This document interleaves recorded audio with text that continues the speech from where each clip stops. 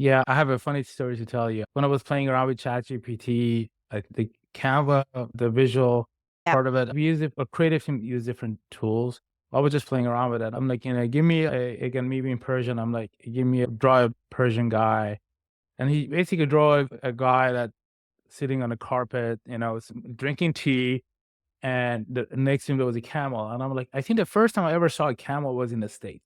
I'd never Right. seen, but like I think it was a zoo or something like that. I'd never seen camel in Iran. Now, I'm not saying they don't exist. If you go to the south of Iran, the desert, but I didn't live there. I lived in the capital. So I'm 100% agree with you. For me it was funny because I was just playing around with it. But you gotta be very careful with generative content in general, like, the copyrights you mentioned. I Yeah. even code, a lot of programmers take shortcuts and they use ChatGPT code. Some of that code could be someone else's little line by line intellectual property. So maybe you can use it as a guide, but you don't copy paste.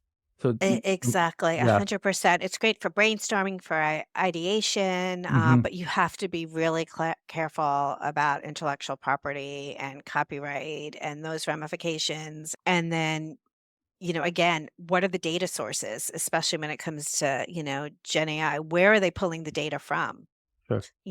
And you can really open yourself And up sometimes they just to. make it up, which we call it hallucinations. So let's